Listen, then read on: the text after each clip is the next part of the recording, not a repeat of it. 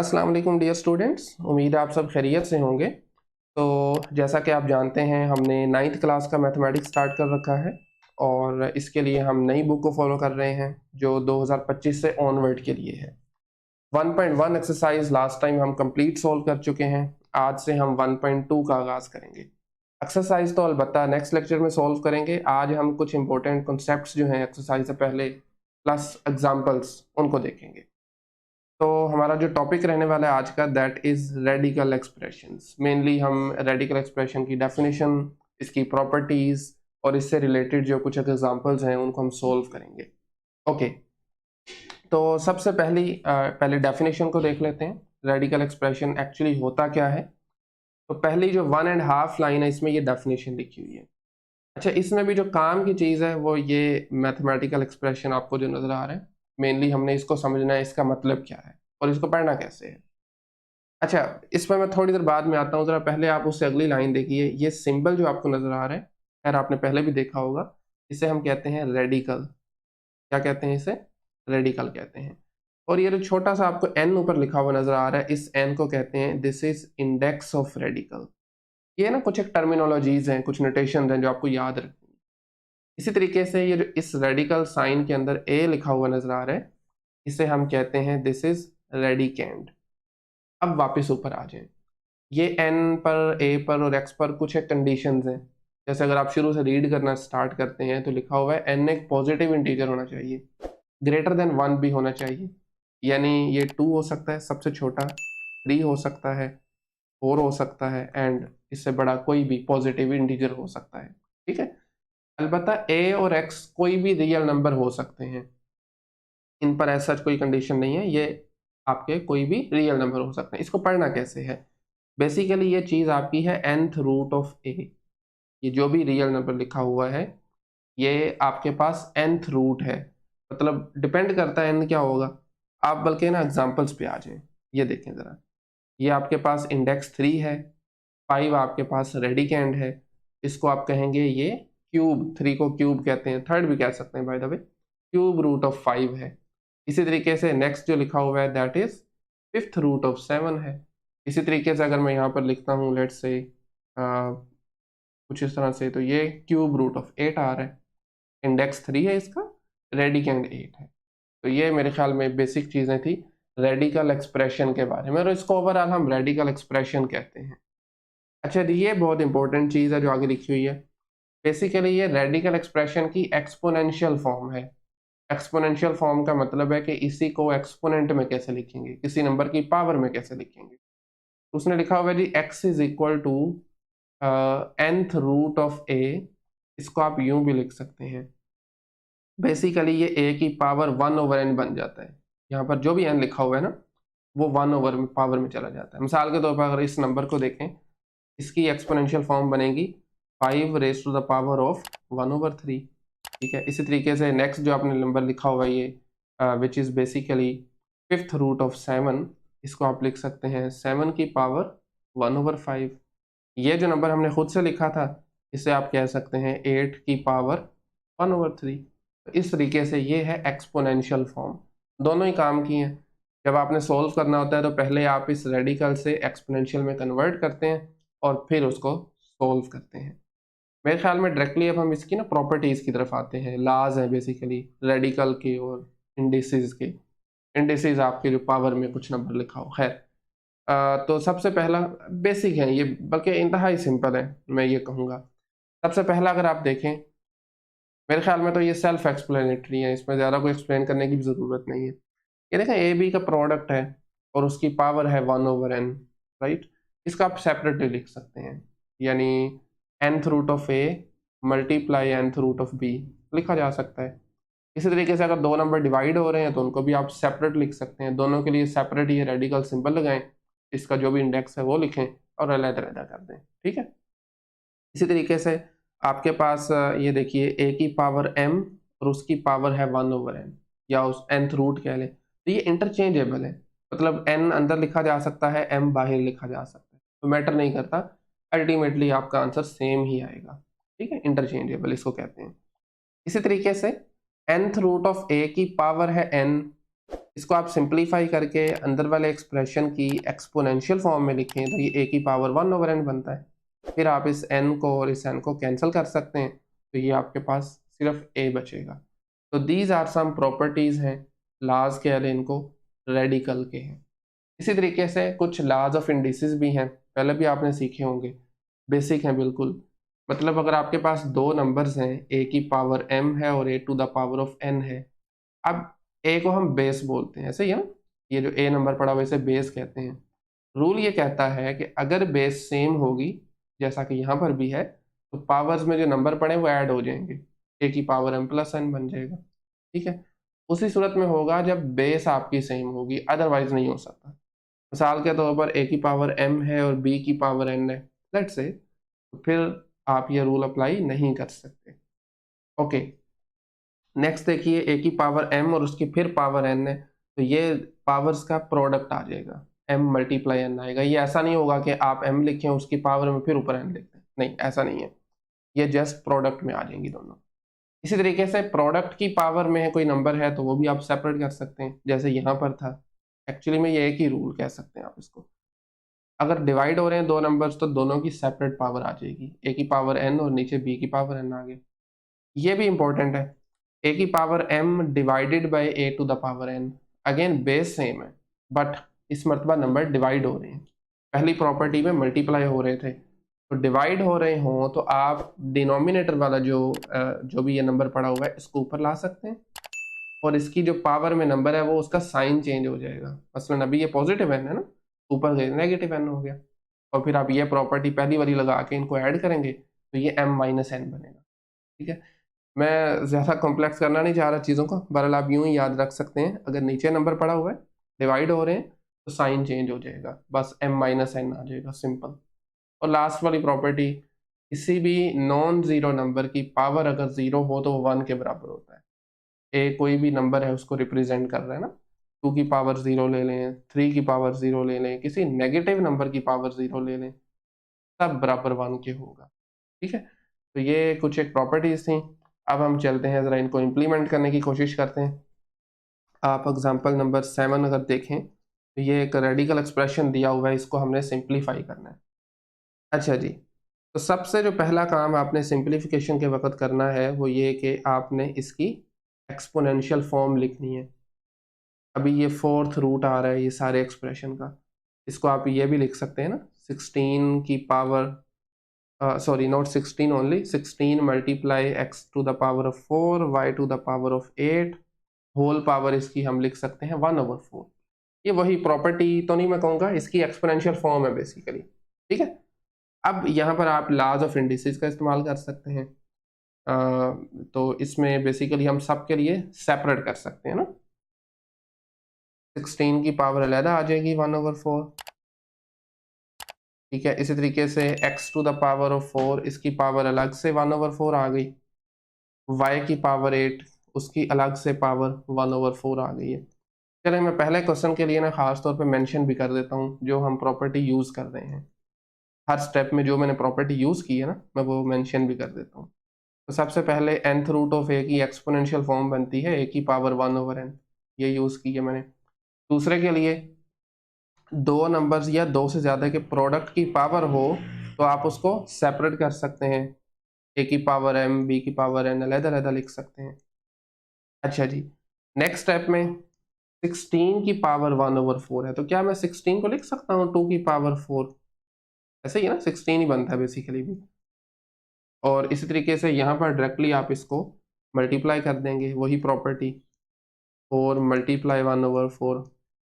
मैं अगर आपको दिखाना भी चाहूँ तो ये प्रॉपर्टी है, दिस वन सेकेंड वाली। ठीक है, a की पावर m है और उसकी होल पावर m है, तो n है सॉरी, तो वो दोनों मल्टीप्लाई हो जाएंगी।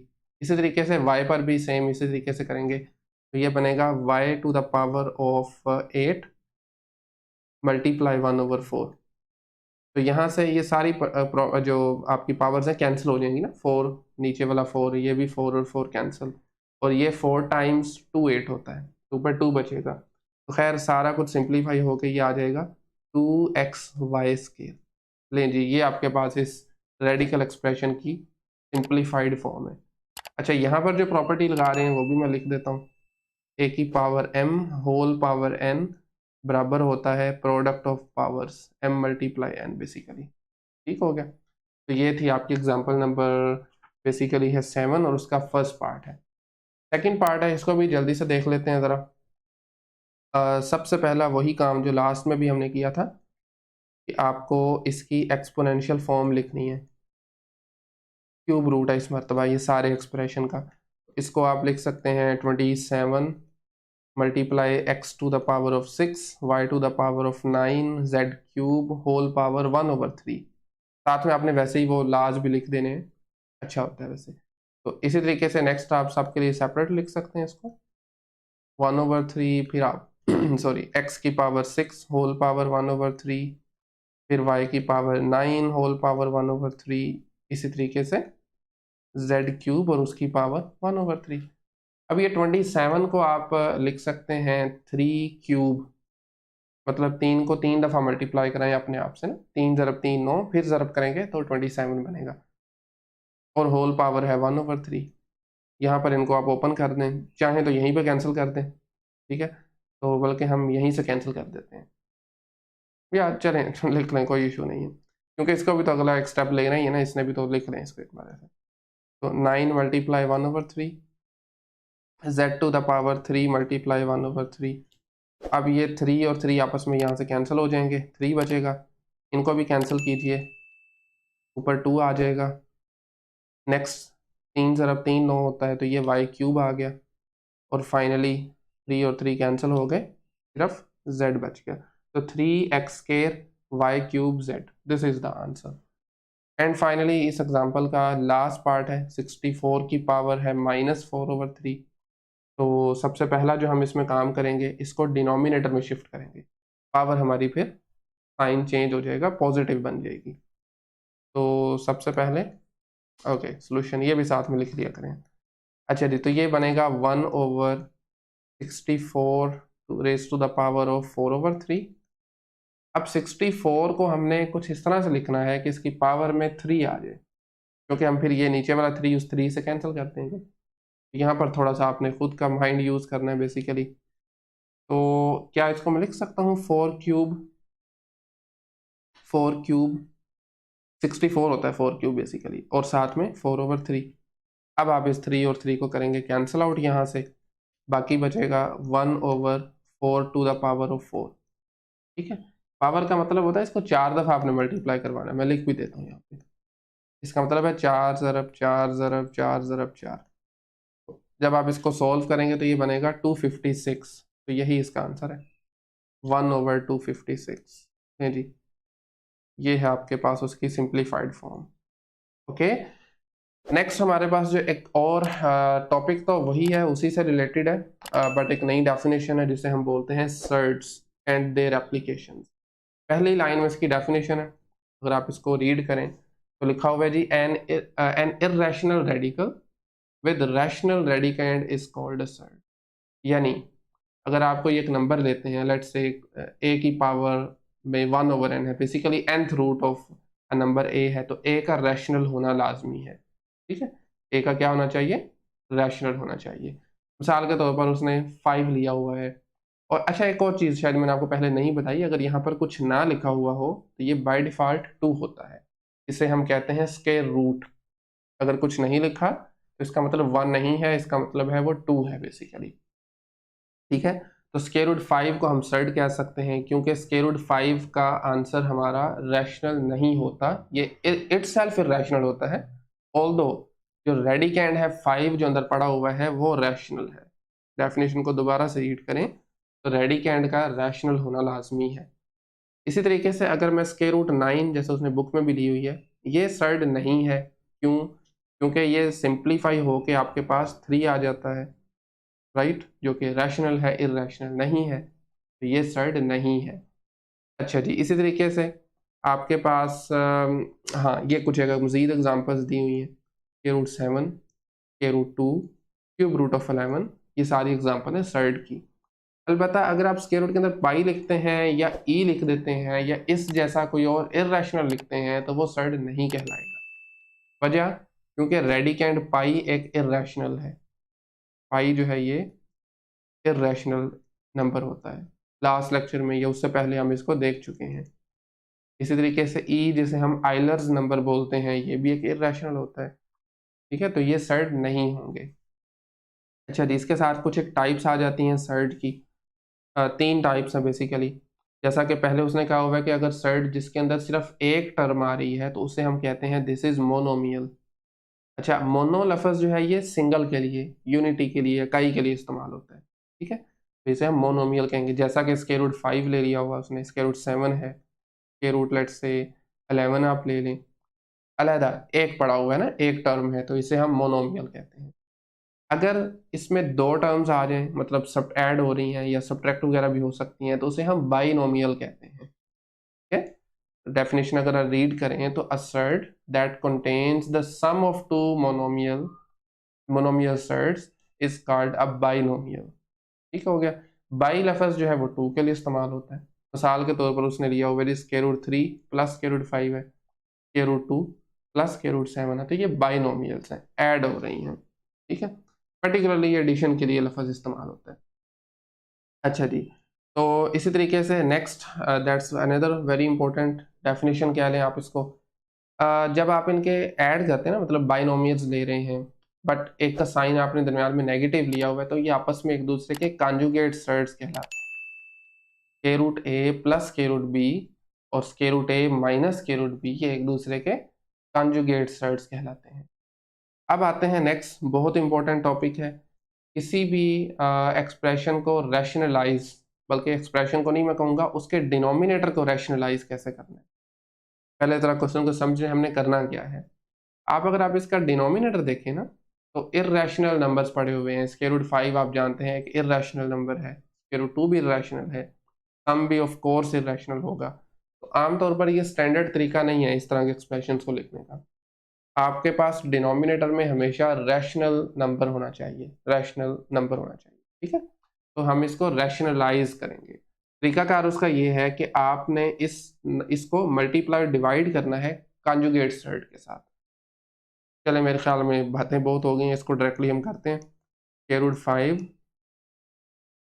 Plus square root 2 is equal to, एक मरतबा मैं वैसे खुद ही ये एज इट इज लिख दिया है, तो square root 5 plus square root 2, तो इसको हम मल्टीप्लाई करेंगे और डिवाइड करेंगे। इससे फ़र्क नहीं पड़ता ना, जब आप किसी सेम नंबर से, सेम एक्सप्रेशन से मल्टीप्लाई डिवाइड करें तो अल्टीमेटली वो चीज़ कैंसिल होकर वही आ रही होती है।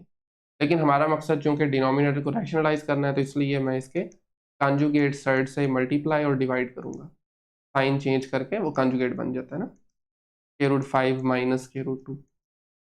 अब आप चूँकि मल्टीप्लाई कर रहे हैं, न्यूमिनेटर न्यूमिनेटर से मल्टीप्लाई होगा, डिनोमिनेटर डिनोमिनेटर से हो जाएगा।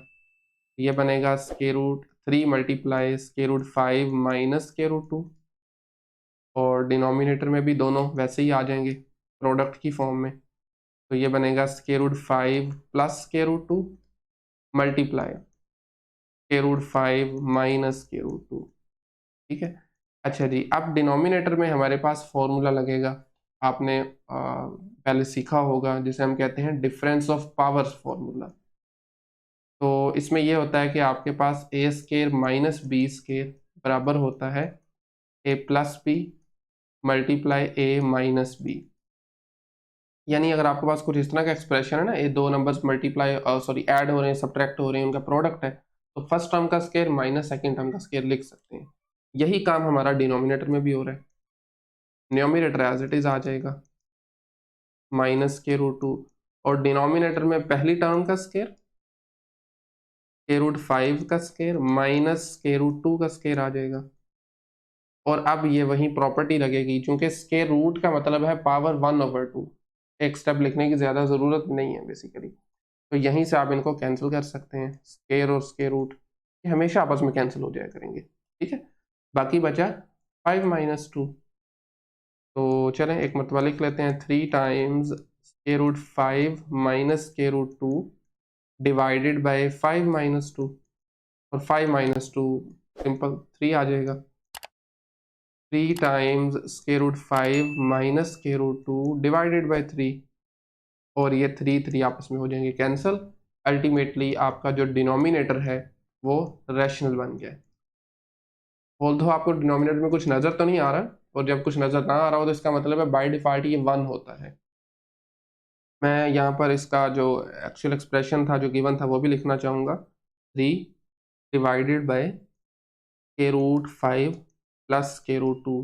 तो ये बेसिकली दोनों इक्वल हैं, और ये मतलब अच्छा तरीका है लिखने का, स्टैंडर्ड वे आप कह सकते हैं इसको, क्योंकि इसमें हमारा डिनोमिनेटर 1 है, that is irrational, not irrational, rational है ये।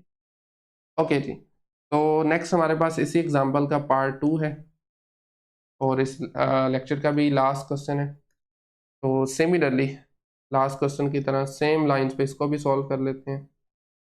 k√5 माइनस k√3, इस मरतबा चूँकि नेगेटिव साइन है तो हम फिर इसका कंजुगेट लेंगे तो उसका साइन पॉजिटिव हो जाएगा, ठीक है। उससे हम मल्टीप्लाई और डिवाइड कर देंगे इसको, ये एक मरतबा as it is 3 divided by k√5 minus k√3, multiply करेंगे इसको k√5 प्लस k√3 से, और इसी से इसको हम डिवाइड भी कर देंगे k√5 plus k√3। Similarly numerator में ये दोनों आपस में मल्टीप्लाई हो जाएंगे, k√5 plus k√3। Similarly denominator में भी आपके पास ये दोनों आपस में मल्टीप्लाई हो जाएंगे, k√5 माइनस k√3 और उसके साथ में k√5 प्लस k√3। जैसे हमने लास्ट क्वेश्चन में भी हमने फॉर्मूला लगाया था डिफरेंस ऑफ पावर्स का, सेम फॉर्मूला यहाँ पर भी अप्लाई हो जाएगा। तो ये आपके पास बन जाएगा 3 टाइम्स k√5 प्लस k√3, और नीचे डिफरेंस ऑफ पावर्स का फॉर्मूला यूज करते हुए फर्स्ट टर्म का स्केयर जो कि k√5 है, माइनस सेकेंड टर्म का स्केयर विच इज k√3, और यहाँ से स्केयर और स्केयर रूट आपस में हो जाएंगे कैंसल आउट, बाकी बचा हमारे पास 3, साथ में मल्टीप्लाई हो रहा है आपके पास k√5 plus k√3 divided by 5 minus 3। चलें इसको नेक्स्ट स्टेप में आप लिख सकते हैं, basically this is equal to 2। तो लीजिए जी, दिस इज द आंसर। और यहाँ पर आप देख सकते हैं आपका जो डिनोमिनेटर है वो रैशनल है, वहाँ पर एक इंटीजर पड़ा हुआ है, और इंटीजर हम जानते हैं आपके पास रैशनल हुआ करता है। लीजिए जी, दिस इज द आंसर। और इसी के साथ आज के लेक्चर को हम यहीं पे एंड करते हैं। नेक्स्ट लेक्चर में हम कोशिश करेंगे, कोशिश नहीं बल्कि स्टार्ट करेंगे एक्सरसाइज 1.2, और उसको क्योंकि लेंथी एक्सरसाइज है तो हम उसको 2 पार्ट्स में सॉल्व करेंगे, 2 वीडियोस में। तो खैर आज के इस लेक्चर में अगर कहीं से भी कोई क्वेश्चन क्यूरी हो तो कमेंट सेक्शन ओपन है, आप वहाँ पे बिल्कुल पूछ सकते हैं। सो इजाज़त दीजिए, मिलते हैं नेक्स्ट लेक्चर में, तब तक के लिए अल्लाह हाफिज़।